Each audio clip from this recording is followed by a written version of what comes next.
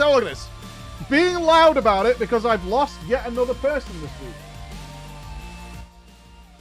Blizzard is losing amazing talent because someone in power, Mike Ibarra, does... this is about Mike Ibarra. Someone in power doesn't listen to the game directors who make his products. His products. It's Mike Ibarra. DE&I also means diversity of thought, especially when it's backed by data and financials. And look, I don't want to fight. I just want to make video games. I want to make amazing bestsellers that are critically acclaimed. I want to make better Dragonflights. I want to make better experiences. Can't do that if we get rid of everyone who made it. The last thought. Some talent is undermining the point. We are creating crisis maps of what we can or cannot ship. That is the loss of capacity we're facing. Oh no. Oh no. I literally have a schedule I strike out as people hand in their notice. This is the work from home thing. We knew this was going to happen. We knew this was coming. Of course it was coming. This is the work from home thing. This is them making them come back to the office. This is exactly what it is. There's just no way that's going to work in that industry. It's the times have changed. You've got to move. This is like Napster arriving. This is what it is. This is like Napster arriving. The world's changed. You've got to move with it. You can't stop it. Once that fucking ball has started rolling, it started rolling. A problem across any and all creative industries, execs always know better somehow. I just want them to explain the opportunity cost to me, because at this point I can't make the math work in any sensible way. I'm sure they've mathed out how much money they make from selling a great game versus how much money they make making a decent game, and whether or not it's worth losing those people off the payroll. Right? They just say, like, we expect to lose X% of staff. That'll result in an X% less of revenue for the game sales. One's cheaper, one's not.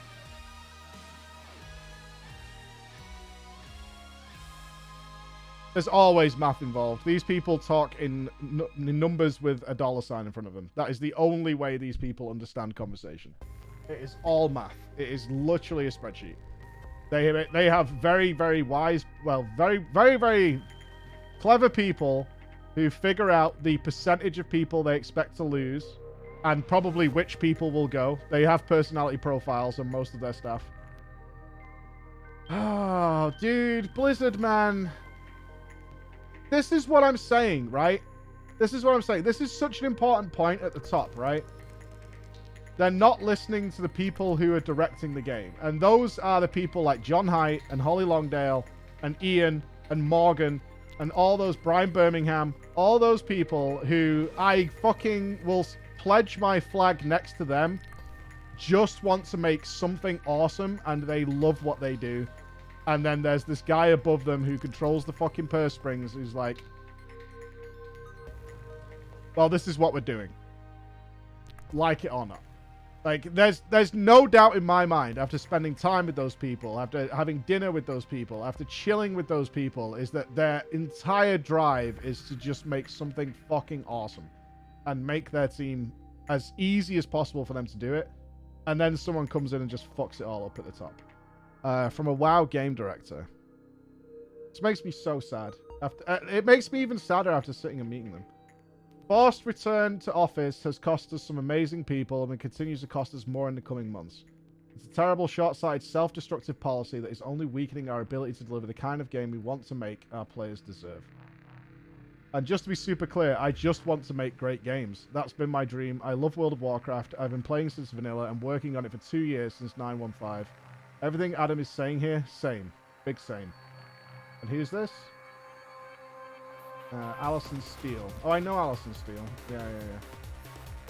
First lookout of game designer, senior game designer of Warcraft. Yeah, I didn't get to talk to Alison. At least I don't think so. Oh, follows me. Shit. My studio was trying to force me about studio, so I left. This is the problem. They don't... It's the problem as we see it, but not as the money people see it. There are so many industries right now who are just like, we don't mind you working from home and we can pick up amazing talent. right? That's the thing. It's like, yeah, we can pick up amazing talent. And Blizzard's in a position, or at least the execs feel they're in a position. This is Activision Blizzard King, who are like, we can afford to lose people. So we can we can literally say, hey, we're going to come back to the office, like it or lump it, which is kind of what Mike Ibarra said in that meeting. Knowing people are going to leave and be okay with it. Like, yeah, it's fine. We're going to save some money on paying you. Other industries will pick you up in a heartbeat. We don't have to pay severance pay by actually firing you. I'm not sure of the rules in California, but I can only base it on the UK, which I know has better policies for getting rid of people. Like, you can't just sack people for without good reason. But getting rid of people usually involves some sort of payoff. Like, if you're making them redundant, you have to pay them a significant amount of money to leave the company if they haven't done anything wrong. And I assume their contracts have something built in like that. It's like, you can't just fire me because you don't want me here anymore once you reach a certain level and a certain contract.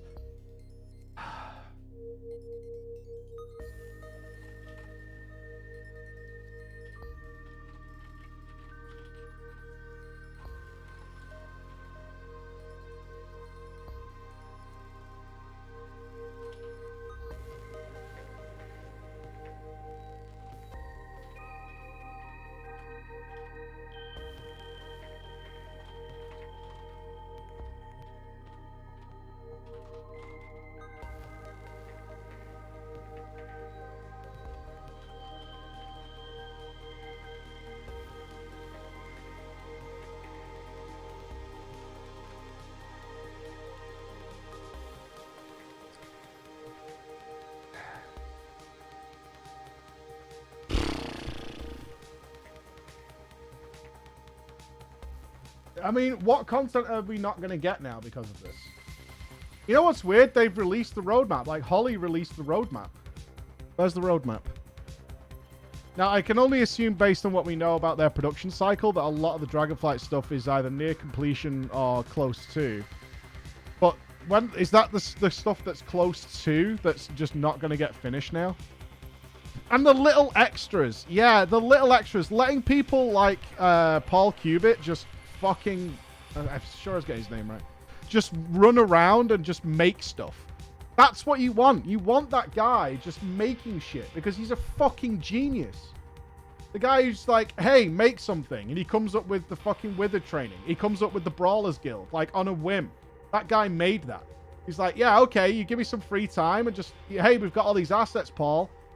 We're kind of good. We're ahead of schedule. Can you make something awesome?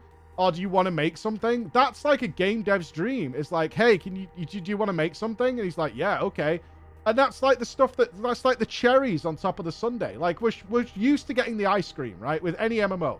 And WoW's ice cream is a new zone, a new raid, a new PvP season, a new Mythic Plus dungeon pool. That's the ice cream. That's fine.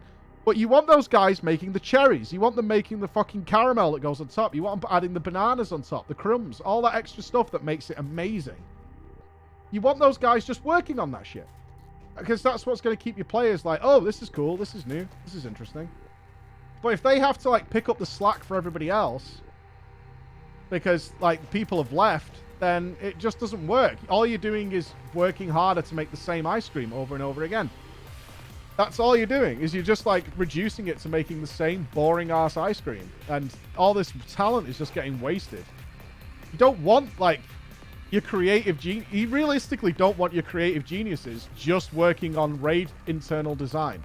It's boring for them. It's like driving a bus. They're not arsed, right?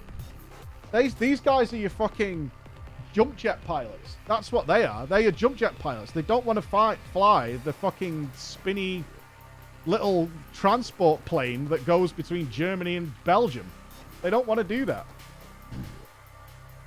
They want to fly fast. They want to fly close to the sun. They want to be fucking Icarus. That's what they're good at. That's what you're paying them to do. Or apparently not in these cases. You have to let those creative people... you need to give them the free time and the space to be able to just be like, make something cool. All right. Awesome. Let's do it. But you're not going to do that if you keep trimming the fat, as they tend to say in there. It just brings me back to my training course on being a manager, which is just horrible. I do a lot of things wrong with our business. A lot of things wrong.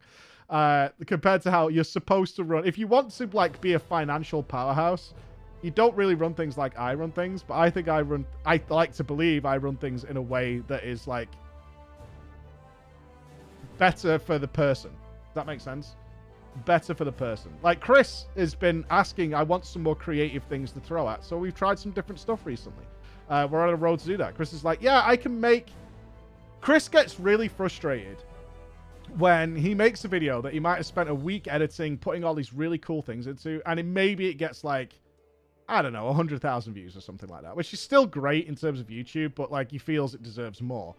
And then sometimes we make a video where I sit here like this and I just talk shit for 10 minutes and we don't edit it and we release it and it's like 200,000 views. And he's like, he's like, what the fuck? What the fuck? And it's all because like, unless the topic is clicked on, nobody cares, right? You can make an amazing video. But if it's not something that people are going to click on, it doesn't matter. Like, nobody cares what's inside the box if they're not prepared to open the box, right? Nobody opens the small gift first. They don't do that. They might get to it in a playlist, or they might be somebody who's niche, or something like that. Like, we could make good guesses, but still it doesn't work out. You don't open, you don't tend to open under the Christmas tree the tiny weapon. It might, the tiny present, it might have $20,000 inside it. But you don't. You open the big one. That's what you want. You want the big box. This is so fucking frustrating because they're on such a good path with WoW. And the problem right now is nobody gives a shit about WoW. And it's a real fucking shame. Like, at least from the communities I dip into, nobody cares. Because Shadowlands actually crippled you. BFA crippled you, and then Shadowlands cut your fucking legs off. That's what happened. Battle for Azeroth literally sliced your Achilles tendons, and then Shadowlands came along and cut your fucking legs off, and you're crawling through the desert, and you've made a really good expansion that's really freeing in a lot of ways. Very relaxing, like some slight issues here and there, as all MMO does, but it's such a good start for the future. And it's already being poisoned. It's already being poisoned. This map we're looking at right here did not exist in any of the other expansions. It's so good. We finished the Shadowlands believing, and I still believe this to this day, that you cut that expansion short. You trimmed it, ending in one of the most mixed up, dirty box raids we've ever seen in our lives. And you're already dipping your fingers in. Let's just poison it a little bit here. Let's cut the costs. Let's make it happen. This is all... I wonder if this is all part of the sale. I wonder if, because you do that, don't you? Like, when you're selling a business, you try and cut as much overhead as humanly possible to make the company just seem short-term, massively profitable. Even though you know that in, like, 2 years, this is going to come back and bite us in the arse in a big way, but that short-term profitability on the balance sheet looks really, really nice. It'd be like if we just took every single campaigns, ad sponsorship, whatever, for like 6 months. We would make a lot of money, but we would know that the audience would be so burnt out and gone in 6 months' time that it would just not... It's, it's not a long-term plan. Yeah, we're like Shadow Legends up the arse. You know what I mean? We're doing everything. Every gacha game going. Every pay-to-win thing you can possibly imagine. Just slurp up all that cash and just completely shit on the audience. And take it. I mean, I will do that when I decide to retire. Just pre-warning you guys whenever that is. Plus, you'll know I'm planning to retire if we have like 6 months of just pure shit on the stream to scrape every last penny I can out of this until I decide to disappear. Oh, I'm absolutely doing that.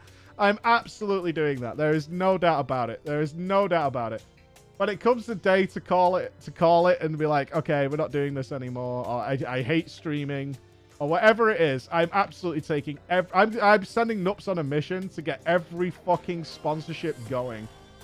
I don't care if it's a Taiwanese fucking black market drug face company that's made some Flappy Bird shit.